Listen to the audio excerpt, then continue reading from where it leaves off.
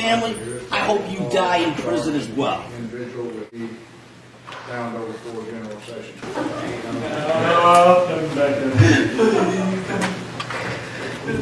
I wish I could. I would give my life for Austin. I loved him a lot. I didn't mean to kill Austin. Ashley, I really didn't. I really think I did. When you're a teenager, your life has barely began. You're still learning how to live your life. Well, imagine having the rest of your life torn away from you and spending the rest of your life in a prison cell. Imagine your reaction to the moment that that judge takes away your life in the bang of a gavel. Well, we're going to see what that is exactly like right now as we dive into 10 teens reacting to life sentences. This first convict, known as Nicholas Lindsay, was actually too young to receive a life sentence when he was first handed into the police, but upon his resentencing, he was met with life behind bars. When the judge reads out this sentence, Nicholas just sits there, grinning, showing zero lack of remorse for his crimes. His mother walks out and just says it is what it is. There is no indication that this type of violent behavior will stop. Criminal history and odds of rehabilitation must be considered before life without parole is imposed. The court has significant doubts about the defendant's potential for rehabilitation. His mom said little when it was over. It's what the judge ordered, so that's what it is. It is what it is. But Lindsay actually grinned when the judge read his ruling, the lack of remorse not lost on David Crawford's daughter, Amanda. Justice was served, and I'm glad it's over, and it just kind of proves to me that he's an animal as he sat there smiling. This next teen receives his sentence for starting a fire that killed an innocent teenager, a stupid mistake which cost an innocent life and ruined another. You could tell by the way this teen is reacting that he completely regrets his stupid decision and even starts praying as he cries. His mistake is one to learn from. Shows that there is something said significant and intentional in immediately starting another fire in the living room. I agree with the family. I hope you die in prison as well. Individual would be bound over for general session.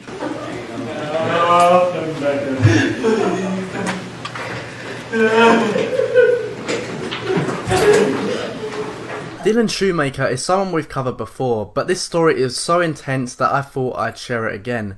Dylan is being sentenced here for the murder of a sweet innocent baby. He killed his girlfriend's child, and when the court day comes, he tries to plead that he didn't mean to kill the child, despite the fact that the baby was beaten to death.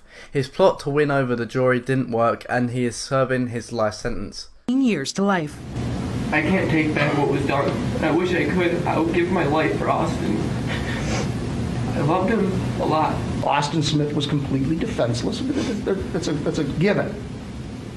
But there were other dynamics at work there. Austin, Ashley, I really didn't. I really think I did.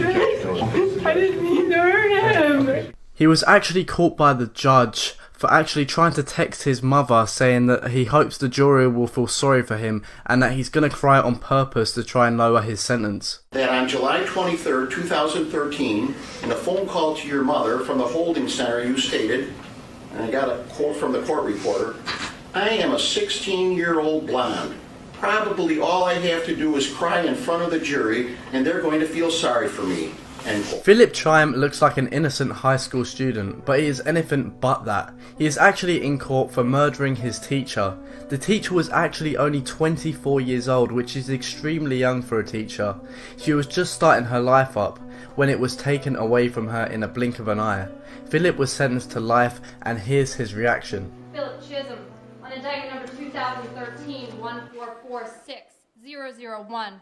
The jury, having returned a verdict of guilty of murder in the first degree on deliberate premeditation and extreme atrocity and cruelty, you will hearken to the sentence the court has awarded against you. The court, having duly considered your offenses, it is hereby ordered that you be committed to the Department of Youth Services until the age of 21, and furthermore committed to the Massachusetts Correctional Institution at Cedar Junction for the period of not less than 25 years and not more than life, and that you stand committed in execution of this sentence. Jodi Arias is the first female on this list. She was being sentenced for the murder of her ex-boyfriend. Her boyfriend was actually famous for saying these disturbing words to his friend. "Don't be surprised if one of these Sundays I don't show up and you find me dead in some place." Well, that's exactly what happened before she was sentenced to life in prison. She actually killed her ex-boyfriend just like he said she would. But I had to fight for my life just like I did on June 4th, 2008, because I realized how selfish it would be for me to escape accountability for this mess that I've created. I have 2 brothers, 2 sisters, several nieces and nephews, a mom, a dad, 8 aunts, 9 uncles, over 20 cousins that I've grown up with, as well as countless friends, all of whom would suffer greatly if I took my own life or if I allocuted and begged for the death penalty and then got it. The most important thing I want to say is that I am very sorry for the enormous pain that I've caused the people that love Travis. I'm horrified because of what I did, and I wish there was some way I could take it back. Court finds the defendant has no prior criminal history. The defendant has family and community support. The defendant has mental health issues. The court has also considered the defendant's childhood background. The court finds the mitigation presented is not sufficiently substantial to call for leniency and that a natural life sentence is appropriate. It is ordered the defendant shall be incarcerated in the Department of Corrections for the rest of her natural life with no possibility of parole. This teenager freaks out after he is sentenced. The defendant freaks out, cries in court and begs the officers not to take him away, showing that he at least has some sympathy for what he did. No.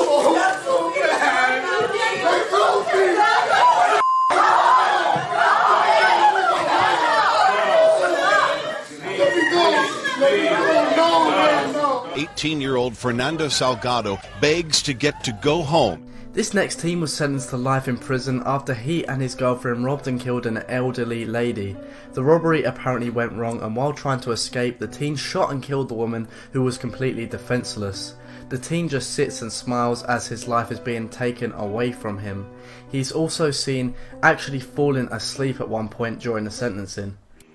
With a chuckle, a laugh, and yawn after yawn, David Moses acted strangely at his sentencing this morning, appearing to fall asleep in his chair not once, but twice, suffered physical, verbal, and emotional abuse growing up, leading to a lengthy criminal history, including sexually assaulting his sister, then a developmentally disabled cousin, and 7 other children while he was in a group home. While Sessions' family said they hope to one day see her again in heaven, Moses' attorney asked the judge for hope as well, in the form of a possibility for parole. To give him that hope for the next 25 years, that he may have an opportunity to be returned to society. Instead, the judge sentenced Moses to life in prison without the possibility of parole. And that's in the penitentiary for the rest of his life. TJ Lane was convicted for killing 3 of his fellow high school students, which makes him a very young serial killer. He has absolutely no remorse for his crimes, and he was of course sentenced to life imprisonment without the possibility of parole. And when he was being sentenced, he wore a white t-shirt with the word killer painted across it, showing how sick and twisted this teenager really is. Nick is a very kind and loving. Why would you want to hurt him? You don't know kind. You're evil. I will have to eventually forgive you. Otherwise, you will haunt me. You will never, ever be in my thoughts after this. Never. My family will move on, not you. You have ruined your life, not to mention Adam's. Even gave you a ride. Nick even gave you a ride from school. That someone tried to kill 5 people, and all they did was want to go to school. TJ also escaped prison a year after his sentencing with another inmate who was actually captured. 19-year-old TJ Lane escaped from the Allen County Correctional Center in Lima, Ohio, and a massive search is underway for Lane and 45-year-old Clifford Opperud. Lane was serving 3 life sentences for the February 2012 murders of 3 students in Chardon High School, east of Cleveland. Witnesses said he just walked into the crowded cafeteria that morning and started shooting. He was just dead silent the entire time.